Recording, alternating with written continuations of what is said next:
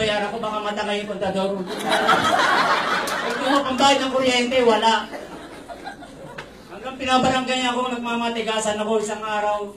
Nilak niya yung bahay, magdamag kami natulog sa labas. Kasama ko yung anak ko, yung panganay ko, umiyak. Dahil naranasan namin natulog sa labas. Kumakain lang kami, pag nakakautang yung misis ko, hindi pa ako nakababasura, nangangalakal, inuutang na yung basura, hindi pa nakikita. Kumabasag yung mga anak ko, siguro, naglalakad sila, napakalayo. Tinitest nila. Ang mga anak ko, hanggang grade 6 lang ang natapos nila dahil talaga hindi ko kayang pag-aralin. Nung palipat-lipat ako hanggang lumipat ako sa isang bahay na nagpabago ng aking buhay, ang aking upline. In-invite na ako rito, hindi bilang guest, hindi pamparami lang. Alam niya kasi walang makuha kasi wala nung pinanganak ako, hindi ko pa nakita yung 7,980 na yan. Dahil sa isang bambasura, swerte ka na kung makakita ka ng 50 pesos ang araw. Sa 8 anak mo pagkakasay mo, titingin na lang kami ng magkasawa. Isang magi, pagkati-hatian na nagdamihan mo lang sabaw para may mahigop-bili kami. Nag-start ako rito, siguro, nung na-offer sa akin itong business ito, nakangangalang nga kasi ako. Alam ko naman wala ang mangyayari sa inyo, wala naman akong pera. Saan nakukuha ng 7,980? Nung na-offer na sa akin, pinakita na sa akin yung paano kikita, yayaman ka, biglang natulala ako.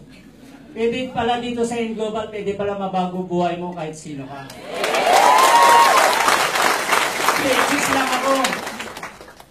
Walang tatanggap na trabaho sa grade 6 lang ako. Wala naman mukha nun, ginawa ko ng paraan. Nangutang ako, lahat ng pinagutangan ko, pinagsasaraduhan ako. Pero hindi ako tumigil. Hanggang nakaubo ko ng 7,980. Hanggang nakipag-member ako, kala ko ganun kadali. 4 months, walang naniwala sa akin, pinagtatawanan pa rin ako. Pumupunta kami sa head office, kasama ko yung upline ko.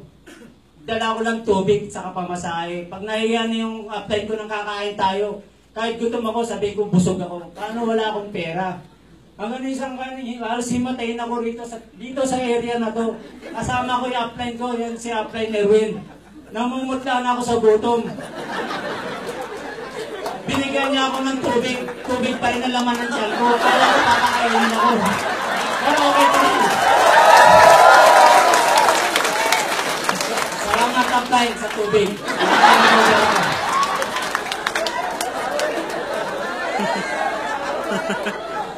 Sa ngayon po, dati sa squatter ako nakatira, ngayon nasa subdivision na po. Napakasarap yung hiningi na anak mo, ibibigay mo. Hindi ka tulad ng dati piso, may kasama pang batok sa anak ko. Tama lang yung ibibigay na anak. Ngayon po, yung mga sumunod na, yung 4 na anak ko, hindi nakatapos, hanggang grade 6 lang sila. Ngayon itong 4 na kasunod, mayroon nakapag-college na rin ako dahil sa Global. Tuloy-tuloy lang ito, pinapayo ko lang sa inyo sa mga first timer. Kailangan may good learning attitude kayo. English yun. Sabi ng upline ko, attend tayo ng training, yes, upline. Attend tayo ng OPP, yes, upline. Lahat sinabi niya, puro, yes, upline. Sabi pa nga sa akin, makipag-living tayo, yes, upline. Kailangan lang dito, igalang mo lang yung sino nag-invite sa inyo, sino ng-apply niya, igalang nyo lang. Yun lang pinanindigan ko sa sarili ko. Kahit wala akong pinag-aralan, yun lang ang tanging parang para may paganti ko lang sa aking apply. Nakikinig ako sa kanya, sa lahat ng mga sinasabi niya, nakikinig ako. Dahil yun din pala ang magpabago sa buhay ko. Itong Lunes na to, titingin ako ng sasakyan para sa akin.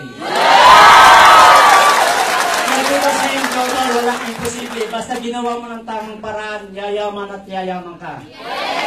Sa isang katulad ko, dama sabi ni Iba, wala akong ngipin dati, left and right lang. Binary ang ngipin ko dati. Kaya mas pwede na kayo kumani.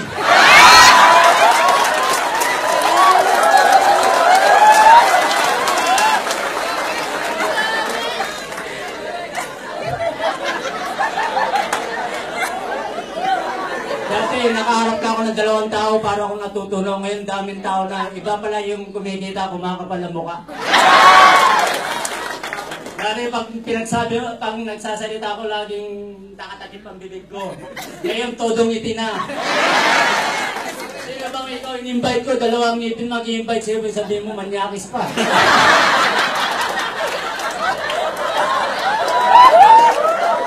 Kaya guys, ini-invite ko ngayon, di na ako naiya dahil may ngipin na ako. Pwede na akong ngumiti, pwede na akong tumawa. Ngayon pag nakatila ako ng coaching, ngayon lang sila nakakita ng nangangalakal at coaching. Mga dito, mga first timer, nagpapasalamat kayo sa mag-invite sa inyo. Dahil yan din ang magpapayaman sa inyo. Yung mga taong nag-invite sa inyo, dapat igalan nyo. Kailangan i-respeto nyo. Kahit sino nag-invite sa inyo. Dahil ako wala akong pinag-aralan, alam ko kung anong dapat gawin. Dito sa Global, kapag ginawa mo ng tama sistema dito, meron ka mararating. Dahil kung nangangalakal ako hanggang ngayon, siguro basura pa rin ang kinakain namin. Dahil galing sa basura ang kinakain namin. Kung walang basura, walang pagkain. Tamang kasabihan ng basura ay para sa basurang tao lang. Pag hindi mo ginagawa ng paraan, hanggang doon ka lang.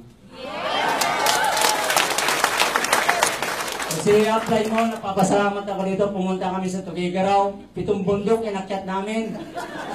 Hirap na hirap sila dahil dinala ko sila sa Tugigaraw, napakalayo. Pero sa isang bahay na yon, isang pamilya na yon, puro 7-8s. Nag-7-8 sila. Meron ako na-invite ng engineer, lahat maraming, kung may taga-Tugigaraw rito, in-invite ng, yan, si Engineer Kalimag, marami nag-invite doon sa isang katulad ko lang naniwala. Hindi ko alam kung naniwala sa awa sa akin o... Invite ako ng Makati Bank Squad. Eh, buti naniwala sa akin, nag-ala ko, paputugon niya na ako. Dati patago-tago nung naawa siguro sa akin, limitaw. Hanggang nasimbuhan kami ni partner Erwin. Yan ang apply ko. Lahat ng suporta binigyan niya sa akin. Pumunta kami sa Pasay, bumabagyo, tama-tama, birthday ko, iniwanan ko yung mga bisita ko sa bahay. Pumunta kami sa Cavite, kalakasan ng bagyo, patakbo-takbo kami, nabuta kami ng baha. Pero okay lang, dahil nung pinunta namin, nag-join. Dito kung may taga ka, may nilaga. Huwag kang mapatulog-tulog. Pag natulog ka, kawawa ka. Ngayon, ang mga anak ko ngayon, lahat ng kailangan nila na ibibigay ko na. Saka pag pinapatawag sila sa school, nandun ako dati. Pag pinapatawag ako, hindi ako lumilitaw. Lalo lang kung conservation, yung school. Sorry ka na lang, anak. Wala ang papa mo rito. So, maraming pong salamat. First time ko lang pong nagsalita rito, napakaraming tao. Maraming pong salamat. Para kay Kuya Pomot, 1 milyon! 2 milyon! 3 milyon! 4 milyon pala pa! So,